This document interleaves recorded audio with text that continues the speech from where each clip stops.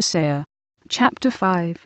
Now will I sing to my well-beloved a song of my beloved touching his vineyard. My well-beloved hath a vineyard in a very fruitful hill, and he fenced it, and gathered out the stones thereof, and planted it with the choicest vine, and built a tower in the midst of it, and also made a winepress therein. And he looked, that it should bring forth grapes, and it brought forth wild grapes. And now, O inhabitants of Jerusalem, and men of Judah, judge, I pray you, betwixt me and my vineyard. What could have been done more to my vineyard, that I have not done in it? Wherefore, when I looked, that it should bring forth grapes, brought it forth wild grapes. And now go to, I will tell you, what I will do to my vineyard. I will take away the hedge thereof, and it shall be eaten up, and break down the wall thereof, and it shall be trodden down. And I will lay it waste. It shall not be pruned, nor digged, but there shall come up briars and thorns.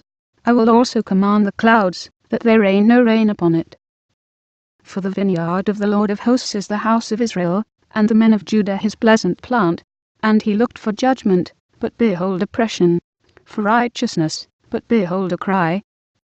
Woe unto them that join house to house, that lay field to field, till there be no place, that they may be placed alone in the midst of the earth.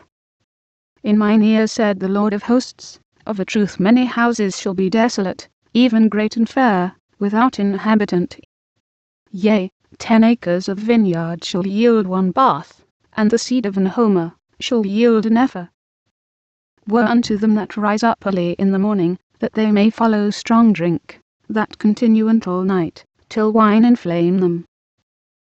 And the harp, and the viol, the tabret, and pipe, and wine, are in their feasts. But they regard not the work of the Lord, neither consider the operation of his hands.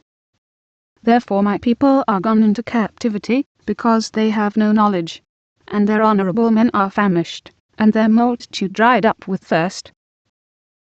Therefore hell hath enlarged herself, and opened her mouth without measure.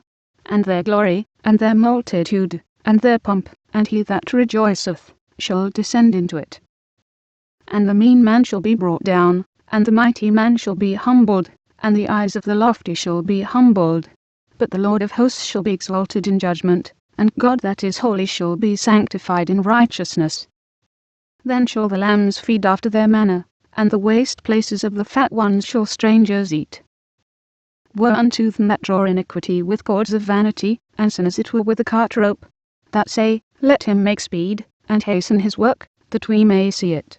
And let the counsel of the Holy One of Israel draw nigh and come, that we may know it. Woe unto them that call evil good, and good evil, that put darkness for light, and light for darkness, that put bitter for sweet, and sweet for bitter. Woe unto them that are wise in their own eyes, and prudent in their own sight.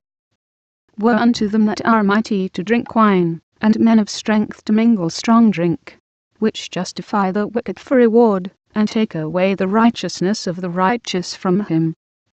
Therefore as the fire devoureth the stubble, and the flame consumeth the chaff, so their root shall be as rottenness, and their blossom shall go up as dust, because they have cast away the law of the Lord of hosts, and despised the word of the Holy One of Israel.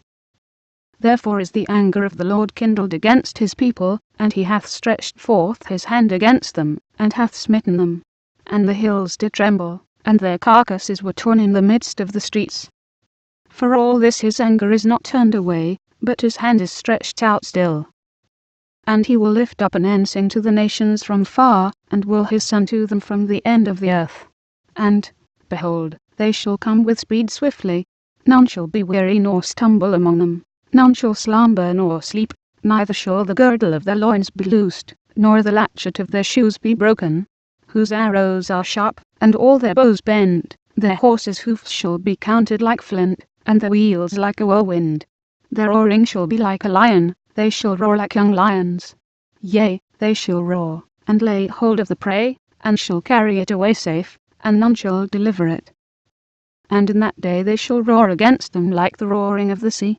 And if one look unto the land, behold darkness and sorrow, and the light is darkened in the heavens thereof,